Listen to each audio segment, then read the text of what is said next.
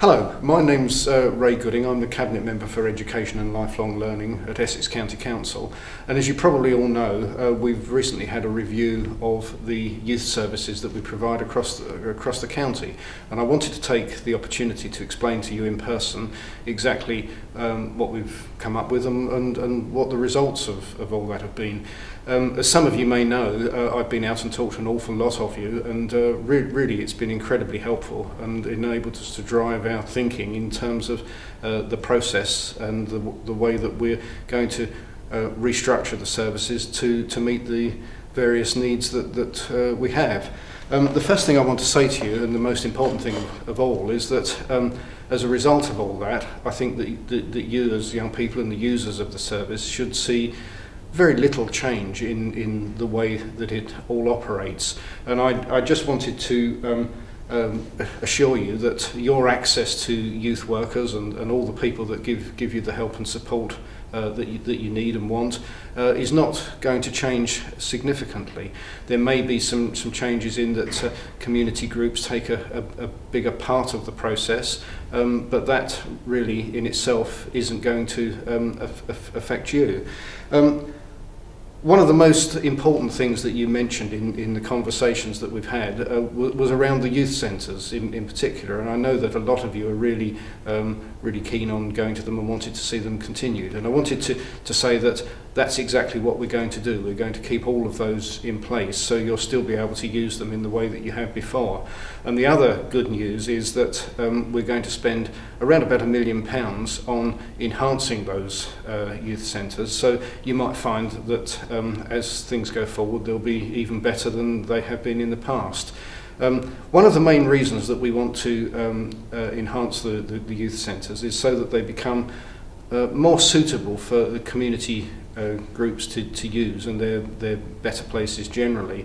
And I think that's going to be quite important, because if we can use those more efficiently, it's obviously to the benefit of you generally. In association with that, a number of people have mentioned the youth buses. We've had 8 of them in the past. We're going to retain 7 of them. There was always one out of service, so that in itself shouldn't make any difference. That's particularly relevant in more rural areas, so those of you who live out in places that are less accessible will still get that help and support. Overall, we're looking at ways in which the different areas are delivered, and in fact we've kept all of them in place. So things like the Duke of Edinburgh scheme will still continue, and that'll be provided by the schools and the scouts and people like that in the way that it has in the past. The Princess Trust scheme, which I know has been helpful to an awful lot of you, will continue in the same way, and the only difference that we're making to that is that we won't automatically provide you with assistance with transport. However, there will be a bursary or some money set aside for you to claim if that becomes a problem or it's a definite hardship. So again, that'll continue as before. Most importantly, vulnerable young people and young carers are going to have the service that they've had previously continued right through.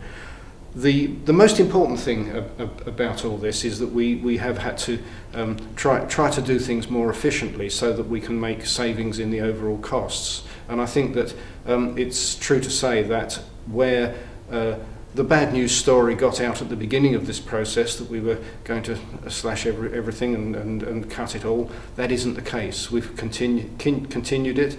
We've saved quite a significant amount of money over the next couple of years, but most importantly, we've got a service now which is fit for today and fit for the future. So not only will you continue to get the services that you've enjoyed, but people following on from you will be able to do that in the years to come, and that's obviously really important to all of us. So I want most importantly to thank you all for the help and advice that you gave me in formulating this process, and I hope that enables us all to move forward and enjoy the services and do this in the proper way. But thank you again for all that help and advice.